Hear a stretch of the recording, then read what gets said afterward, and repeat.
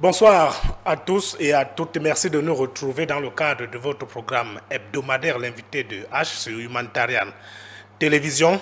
Cette semaine, l'invité de H est Roger Etomo Zogo, le professeur des lycées d'enseignement général hors échelle, chef d'établissement, dit fils de la grande famille Elik Zogo. C'est à ça, bien sûr, dans le département de la Léquier, région du centre Cameroun. Entre autres titres et distinctions, il est notable à Elik Zogo, détenteur des palmes académiques qu'il a reçues le 5 octobre dernier ici même à Yaoundé. Il est également écrivain, auteur d'un essai et d'un roman dont le plus récent est intitulé Les Infortunés, paru aux éditions Tig Books.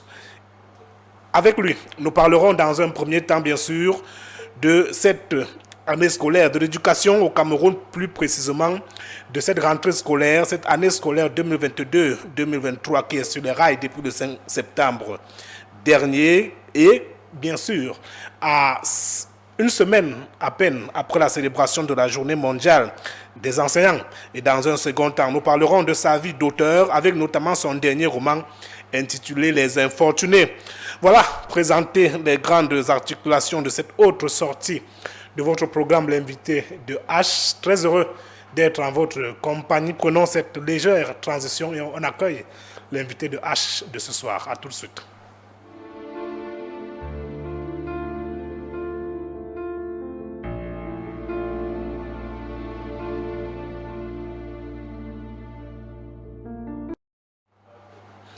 De retour sur le plateau de l'invité de H de ce soir.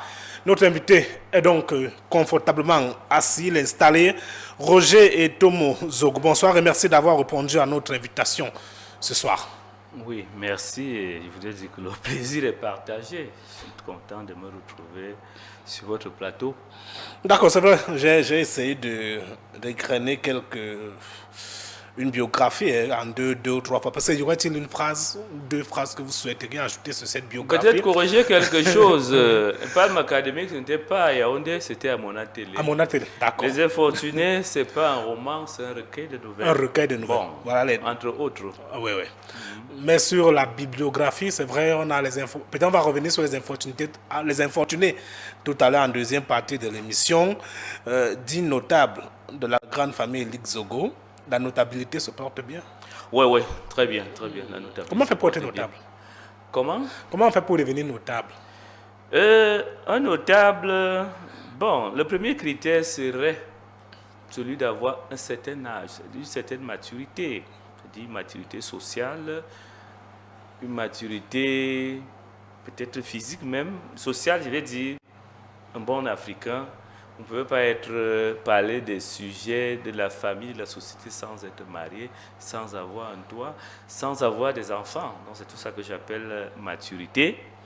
Et puis aussi, il y a, c'est pas électif, bien que sélectif, il y a une sorte de cooptation. C'est-à-dire, quand vous remplissez un certain nombre de critères, on vous copte. C'est un peu ça. Et votre tâche au quotidien, c'est quoi? La tâche au quotidien, nous assistons le chef dans la vie du village. Nous sommes là, nous adressons toutes les questions qui concernent la vie du village, que ce soit sur le plan économique, le plan social, les litiges au quotidien, par exemple. Je vous dis, tous les samedis, je suis au village, il y a un litige, nous descendons sur le terrain, nous voyons, nous nous réunissons, nous essayons de trouver une voie.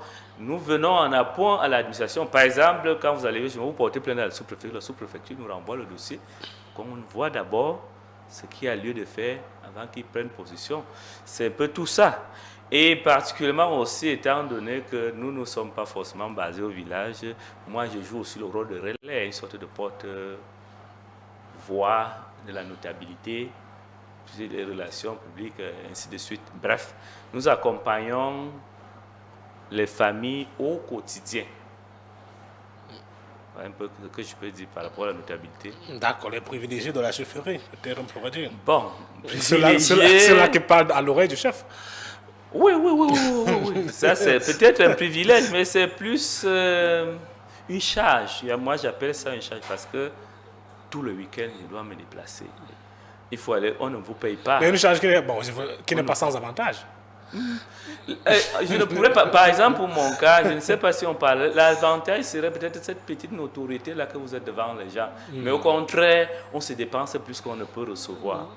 Parce que c'est nous qui formons, c'est nous qui sommes chargés d'impulser le développement du village et tout, avec tout ce que ça concerne. Un exemple, d'ici quelques mois, nous devons ériger ce que nous appelons peut-être là-bas, la maison. Nous, c'est nous qui contribuons d'abord. On doit tirer les autres. Donc, vous voyez, en dehors de quelques notoriétés, bon, on ne peut pas bouder. On a ce privilège-là, mais c'est une charge.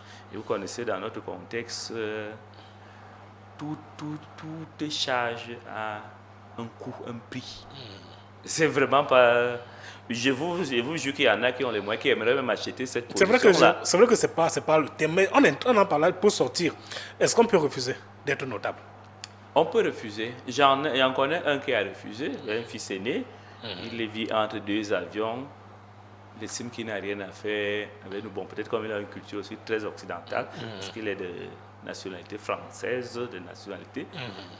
Bon, il a dit qu'il ne peut pas. On peut refuser, mais j'ai dit que c'est plus simple, c'est plus facile d'accepter. Quand je dis plus facile d'accepter, quand on est disposé à aider, on va accepter. Bon, et puis on ne crée pas le monde. C'est dans notre contexte. Quand ton fils t'appelle, quand ton frère t'appelle, c'est déjà un honneur qui te fait venir vers toi. Bon, je ne sais pas pourquoi je refuserais. Moi, je suis content.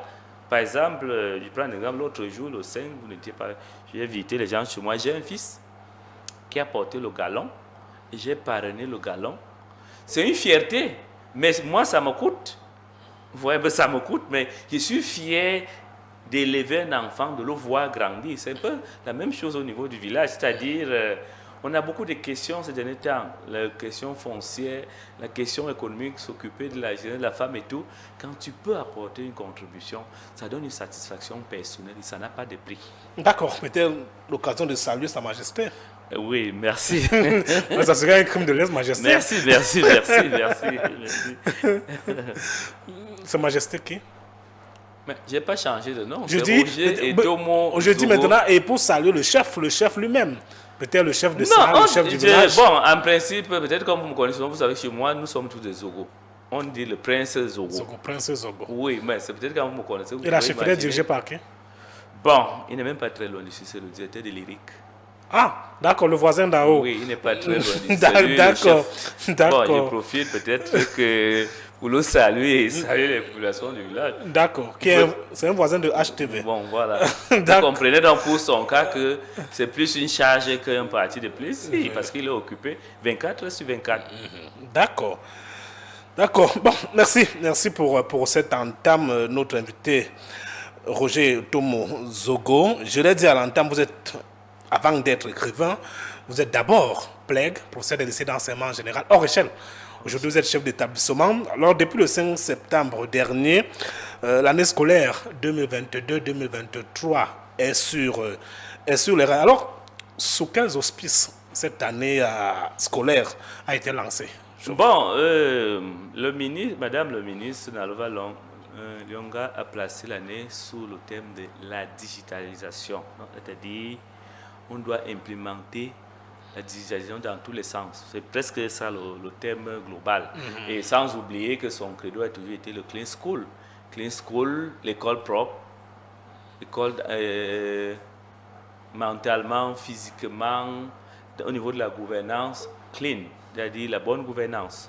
Mais est-ce que cette digitalisation n'est pas heurtée à des problèmes? Quand on sait aujourd'hui que peut-être on parle de digitalisation, c'est vrai, et qui parle de digitalisation, on voit un peu le domaine informatique. Est-ce qu'aujourd'hui, on peut se targuer d'avoir couvert tous les établissements scolaires de cet outil-là? C'est une la palissade que de dire que c'est un processus. Donc, tous les petits matins, depuis qu'elle est arrivée, elle a lancé le programme. Tous les petits matins, on avance. Et bien sûr, en fonction de nos réalités. Moi qui vous parle dans ma zone, il n'y a pas de courant. Vous voyez que c'est déjà un blocage. Il n'y a pas de réseau, mais il y a des moyens, il y a des outils pédagogiques que nous pouvons utiliser pour mettre en marche la digitalisation. Nous n'allons pas nous limiter à Yaoundé, et puis nous n'allons pas dire que s'il n'y a pas le courant, s'il n'y a pas les infrastructures adéquates, il y a des moyens pour y arriver. Bref, ce que je vais dire en fin de compte, c'est que c'est un processus et on y va à petits pas, à petits pas. Et conformément à nos réalités locales. Et vous, en tant que chef d'établissement, bon, laissons-le madame le ministre, vous, en tant que chef d'établissement, c'est gérer l'établissement scolaire, c'est gérer les enseignants, gérer les élèves. Alors, ça fait déjà un mois presque demi, tout se passe bien? Oui, tout se passe bien. Bon, quand on dit tout se passe bien, bon, par rapport à la programmation qu'on a faite, par rapport au calendrier, ça va normalement. Bon, nous n'allons pas nous leurrer en disant qu'il n'y a toujours eu des problèmes, mais on fait avec. Mais au bout du petit matin, on essaie d'avancer, aller plus loin, tout en bravant les écueils. Ça va, ça va. Nous sommes rendus, la première séquence est finie, les évaluations étaient déjà là la semaine dernière, donc, presque dans la plupart des cas, c'était la semaine dernière. Ça avance, ça va. Vous avez dit qu'il y a toujours des petits problèmes, mais on fait avec. Oui. Mais parlant de ces petits problèmes, peut-être l'autre n'est pas petit. On sait quand même que l'année scolaire dernière a été tourmentée, pour ne pas dire court-circuitée par ce mouvement OTS, OTA. On a trop supporté, on a trop attendu. Est-ce qu'on peut dire que l'année scolaire 2022-2023 a toujours sur sa tête ce mouvement dont on ne sait pas s'il est définitivement réglé ou pas? Oui, absolument. Ce que je peux dire à ce propos, c'est que, oui, d'abord, on reconnaît que l'année dernière, ça n'a pas été facile. Nous avons fait avec. Mais même cette année, le discours que nous, responsables, nous tenons à nos jeunes frères, c'est que Rome ne s'est pas construire en un seul jour, c'est un processus. C'est une conquête, j'aime le rappeler, c'est une conquête, une perpétuelle reconquête, nos droits là. Il n'y aura jamais une école idéale, il n'y aura jamais une cité parfaite où on dit que tout est là. Donc, on avance, on leur donne les conseils, et puis, notre vœu est que, comme le gouvernement a commencé à prendre des mesures, ils ont pris des mesures, il y a eu une avancée certaine, mais que le gouvernement puisse aller davantage, aller loin dans ces mesures-là. Et Dieu seul sait. Donc, il a même pris des mesures novatrices qui ont permis d'avancer. Donc, on ne peut pas dire qu'il n'y a pas de problème, mais on fait avec. Mais, on salue les efforts du gouvernement. On exhorte les gouvernements à aller très loin dans la même lignée. À nos jeunes collègues, on les exhorte à suivre la main tendue de l'État, des pouvoirs publics, et à continuer à faire leur travail sereinement, en gardant l'espoir que un jour après l'autre, ça va s'améliorer selon nos voeux. Vous l'avez dit, c'est vrai, on l'a aussi vu dernièrement, je crois, c'était au mois de mai. Le président de la République a instruit un système de mesures et comme vous l'avez dit, ces mesures sont en train d'être mises en exécution et tout. Et parmi ces mesures, hier, le ministre de la fonction publique et de la réforme administrative, M. Joseph, il était de côté de Douala, pour lancer un processus. Les dossiers des lauréats des écoles normales et des écoles normales d'enseignement technique partiront directement des écoles normales pour les délégations régionales du ministère de la fonction publique et de la réforme administrative. Donc désormais, chaque enseignant pourra prétendre à son intégration en 90 jours seulement. Alors quand on sait qu'avant, c'était pratiquement 3 ans. C'est une avancée majeure. C'est une avancée, c'est une révolution. Moi, pour mon cas, j'ai fait 1 an et demi ou 2 ans. Attendant qu'un jour on m'intègre et tout. Donc si ça peut vraiment aller, vous voyez que la question est suffisamment bien adressée pour qu'on puisse avancer. C'est une avancée formidable. Nous voulons seulement que les fleurs, les fruits tiennent la promesse des fleurs. Et je crois quand même que on peut faire, d'une manière, on peut faire confiance au gouvernement. On a vu cette année comment ça a avancé. Bon, je prends un exemple. Les gens sont sortis de l'école peut-être en juillet, en septembre, ils sont affectés, c'est déjà quelque chose. Parfois, on pouvait attendre 1 an. Mais nous voulons donc que toutes les choses qui accompagnent l'affectation soient effectives. Parce que c'est un surpassement d'affectés, mais il faut des moyens qui vont avec. Absolument, absolument. Mais on ne peut ne pas reconnaître que c'est une innovation salutaire. D'accord. Peut-être avant de sortir de cette question liée à l'éducation, on a appris en début de semaine dernière, c'est vrai que vous êtes dans le secondaire, mais vous êtes tous des enseignants. Alors au lycée, à l'école publique de l'Ezoa, Vous riez, je vois ce rire qui transparaît sur votre visage. À l'école publique de Olezoa, bien sûr, j'y arrive. C'est dans le 3e arrondissement de la ville de Yaoundé. Cette enseignante du primaire, cette institutrice qui a été, vous dites endormie, peut-être je vais être dur avec les mots maraboutés, par ses élèves. Elle entrait en classe à 8 heures, plongée dans les bras de Morphée jusqu'à 16 heures. Des situations pareilles, comment vous les enseignants, vous les vivez?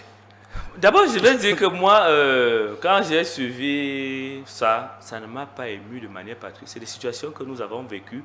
Personnellement, ça a toujours existé. Nous sommes des Africains. Ça a existé. Donc, ça m'a permis un peu d'échanger avec les jeunes. Que quand vous arrivez, attendez-vous à ce genre de situations. Mais seulement, comment se comporter par rapport à ça, c'est ce qu'on essaie de leur dire. Et surtout, nous, moi, je ne suis pas dans la cité. Nous sommes à la périphérie. C'est des problèmes que nous vivons au quotidien. Mais seulement quand on y va, on s'arme. On s'arme de toutes les armes possibles, psychologiques, spirituelles, matérielles, physiques et tout pour dépasser ce genre de choses. Je vous disais toujours que ça a toujours existé. Moi, j'ai vécu dans un établissement où j'étais censeur, pas très loin de Yaoundé. J'ai vécu ce genre de phénomène. Bon, peut-être si vous me permettez de faire un détour par là. Il y avait une jeune... Là, j'étais officier comme censeur. Il y avait une jeune collègue qui venait se plaindre que quand elle arrive en classe, les enfants se mettent toujours à rire. Les enfants se mettent toujours à rire. J'ai donc fait venir les enfants, je les ai menacés. On m'a dit qu'il y a un élève qui vient toujours, quand le professeur vient en classe, il se pose nu sur la tête du professeur. C'est ça qui fait rire les autres, ceux qui ont les yeux pour voir. Ça fait donc... Quand le professeur arrive, tout le monde rit, mais elle ne sait pas pourquoi on rit. Ou alors, si ce n'est pas ça, quand le professeur écrit, il efface. Quand le professeur écrit, il efface. Bon, j'ai convoqué les enfants. Nous avons des méthodes et tout. Ils nous ont envoyé la chose. On a convoqué les parents et on a permis de mettre fin à ces choses. C'est pour vous dire que ça existe toujours. Bon, mais le secret, nous qui avons une certaine... Moi, j'ai fait le tour du Cameroun. J'ai dit, j'ai plus de 20 ans de service. Je suis à 25 ans. J'ai travaillé dans l'arrière-pays, à l'extrême est, à l'extrême sud. Donc, c'est peut-être à Yaoundé que c'est nouveau. Ailleurs, on vit ce genre de choses. Moi, j'ai été quelque part où on arrive, les enfants disent que... Là, j'étais surveillant en général. On arrive, les enfants, tu vois tous les enfants, personne n'entre. Il y a quoi? Il y a la magie, personne ne peut entrer. La magie, c'est quoi? Bon, je vois quand même, il y avait des traces de... Comment ça s'appelle là? Cendre, des chenilles écrasées, tout vert. Bon. Et ils ont vu, je ne sais pas comment, ils ont vu ça. On a dit que celui qui traverse meurt. J'étais surveillant, j'ai dit, ok, viens. J'arrive donc, comme j'arrivais toujours là, le premier, j'appelle un enfant du village, va m'ouvrir la porte. Il a ouvert la porte, il est suivi, je suis aussi entré. C'est comme ça que les autres nous ont suivis. J'ai pris un enfant, et il se trouve être curieux, hasard, que c'est sa famille, c'est de sa famille que c'est venu. Bon, mais là, c'était plus de peur que de mal. Ce n'était vraiment pas la magie qu'on peut dire. C'est un enfant qui a décidé un jour de faire peur à tout le monde, donc à moi-même, parce que je les ménage souvent, je les fouette. Mais là, je lui ai dit d'aller m'ouvrir la porte, d'aller garder mon sac. Lui-même, il a traversé cette sorcellerie avant nous. Bon, c'est pour dire que c'est des phénomènes qu'on vit au quotidien. Mais ça ne tend pas à décourager l'enseignant que vous êtes. Oh, c'est pour ça que je dis, quand les gens, les jeunes collègues arrivent, comme toutes les, j'ai vu là, on m'envoie deux. Je vais d'abord échanger avec eux pour leur présenter toutes les facettes de l'enseignement. Et quand vous êtes sorti de l'amphi de l'école là, c'est une autre réalité qui vous attend sur le terrain. Apprêtez-vous, soyez prêts à affronter toutes les situations. Sinon, vous n'allez jamais travailler. Vous n'allez jamais travailler. Donc, pour dire que on doit toujours s'armer. Moi, je ne peux plus avoir peur de... Par exemple, je peux vous dire, là où je suis en activité, c'est dans les confins de Kolala, entre les étoiles et les bassins. Et là, vous savez que les étoiles, c'est 15 minutes, les bassins, je crois que c'est quand les deux... C'est mélange. Oui, donc, je suis prêt à l'affrontement, je suis prêt, je m'arme, comme j'ai dit, spirituellement, physiquement, psychologiquement, pour braver des écueils qui ne manqueront pas. Donc, c'est un peu ça. D'accord. C'est vrai, on va dire... maraboutage à gauche, ensorcellement à droite, revendication plus haut. Est-ce que fait-il encore bon d'être enseignant au Cameroun? Pourquoi pas? Par exemple, moi, je dis ça, c'est ça. Quand vous voyez les infortunés, quand vous lisez les infortunés, parfois, c'est des expériences vécues sur le terrain. Ça documente la vie, ça rend fort, ça donne l'expérience. Par exemple, dans mon contexte, si tu n'as aucune opportunité, tu ne peux pas être chef. Tu ne peux pas. Tu ne peux pas être chef, tu ne seras jamais chef. Il y a des chefs d'un établissement. Il faut avoir traversé toutes ces étapes-là pour être à même de gérer les gens. Donc, je dis, par exemple, moi, j'y suis allé par vocation. Et c'est toute cette somme de scènes, de scénarios qu'on vit, d'expériences-là, qui fait l'ancien, qui fait la grandeur. Bon, quand on dit palme académique, vous voyez que ça ne devrait pas surprendre. Oui. Oui.